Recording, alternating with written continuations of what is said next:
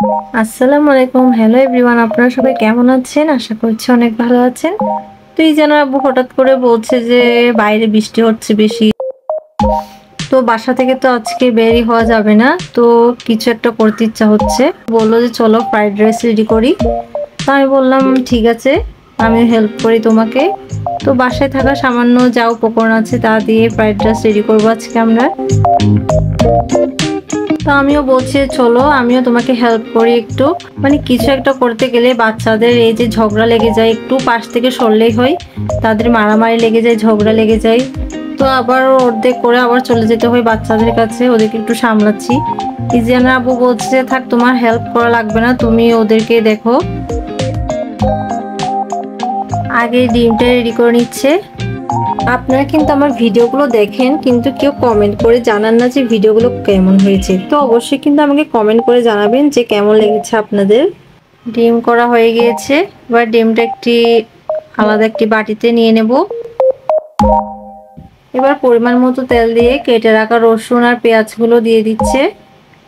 এগুলো হালকা একটু ব্রাউন কালার হয়ে এলেই এর মধ্যে দিয়ে দিচ্ছে পরিমাণ মতো লবণ।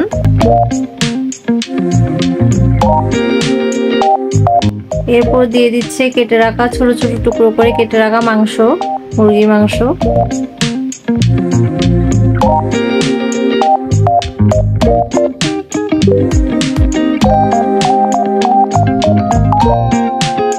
মাংসগুলো সামান্য একটু সিদ্ধ হয়ে এলেই এবার দিয়ে দিচ্ছে কালো গোলমরিচের গুঁড়া,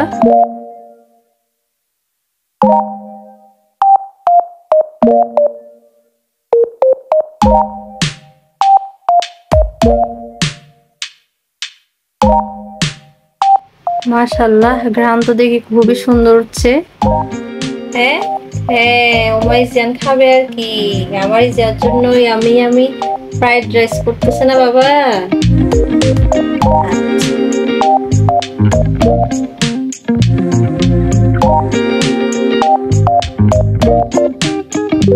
এবার দিয়ে দেব কেটে রাখা বরবটি কুচিগুলো। এখানে যদি ক্যাপসিকাম, তারপর ব্রোকলি, তারপর আপনার গাজর এগুলো পড়লে কিন্তু আরো বেশি টেস্ট আরো ভালো আসতো। এখন আমরা তৈরি করছি যেহেতু ঘরোয়া উপকরণ দিয়ে, তো বরবটি ছাড়া ভাসে আজকে আর কিছুই নেই। এবার ঢেকে দিচ্ছে যেন বরবটিগুলো হাফ সিদ্ধ হয়ে আসে। এই যে দেখুন আমাদের বরবটিগুলো হাফ সিদ্ধ হয়ে এসেছে। এবার চাউলগুলো দিয়ে দিচ্ছে।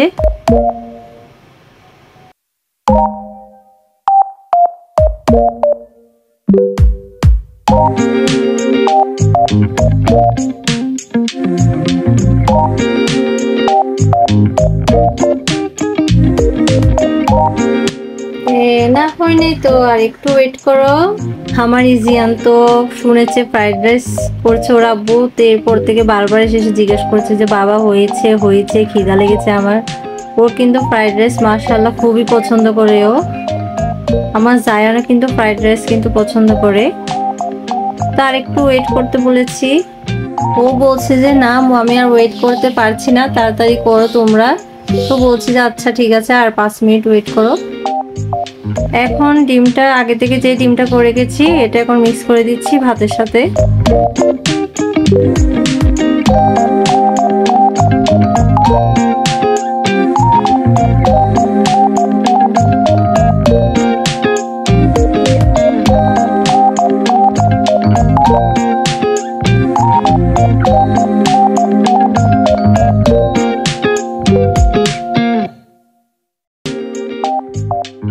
এরপর দিয়ে দিচ্ছি 2 টেবিল চামচ সয়া সস,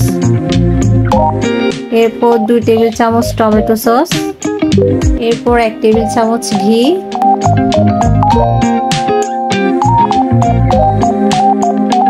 এবার এই সব উপকরণগুলো ভালোভাবে মিশিয়ে নেব।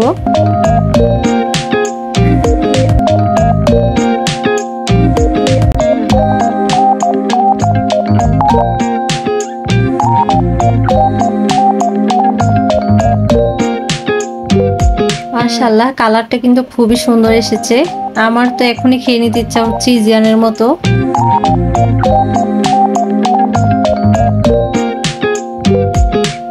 এবার করব গরু মাংস কালা ভুনা। এই জন্য পরিমাণ মতো সরিষার তেল নিয়ে নিয়েছি। এরপর কেটে রাখা রসুনগুলো দিচ্ছি। এরপর একটি শুকনো মরিচ আবার বেশি দিচ্ছি না, কারণ বাচ্চারাও খাবে। রসুন আর শুকনো মরিচকে সামান্য একটু তেলে ভাজা হলে এবার এর মধ্যে দিয়ে দিচ্ছি গরু মাংসগুলো আগেই রান্না করা ছিল, তো ঝোল থেকে গরু মাংসগুলো উঠিয়ে নিয়েছি।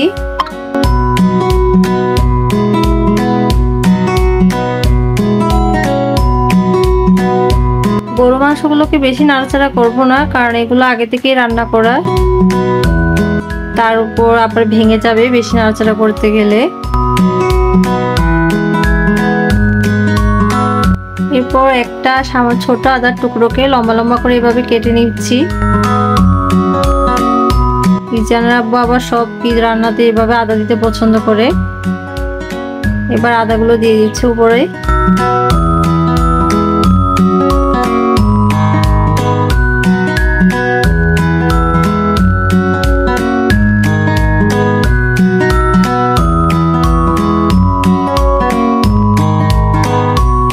মাংসগুলো প্রায় অর্ধেক ভুনা হয়ে এসেছে। এবার এর মধ্যে দিয়ে দেব কিউব করে কেটে রাখা পেঁয়াজ। তারপর একটা সিক্রেট মশলা দিচ্ছে। এই মশলাটা কিন্তু আমার আম্মুর হাতের বানানো, আমি যখন বাড়িতে গিয়েছিলাম তখন আম্মু দিয়েছে। এরপর দিচ্ছে হলো স্বাদ মতো লবণ। তো আমাদের কালা ভুনাও রেডি হয়ে গিয়েছে।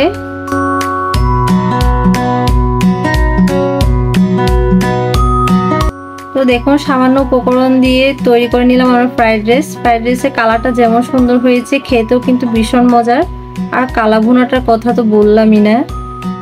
ইজিয়ান তো খেয়ে মানে বলছে বাবা মাশাআল্লাহ খুবই ভালো হয়েছে তোমার রান্না, বারবার বলছে যে বাবা তোমাকে লাইক দিচ্ছি। তো আজকে আপনাদের সাথে এতটুকুই, ইনশাআল্লাহ নেক্সট ভিডিওতে অবশ্যই দেখা হবে। আপনারা সবাই ভালো থাকবেন, সুস্থ থাকবেন, আর আমাদের জন্য বেশি বেশি করে দোয়া করবেন। আর আমার চ্যানেলটিকে অবশ্যই সাবস্ক্রাইব করে দেবেন, আর ফেসবুক পেজটিকে অবশ্যই ফলো করে দেবেন। আল্লাহ হাফেজ।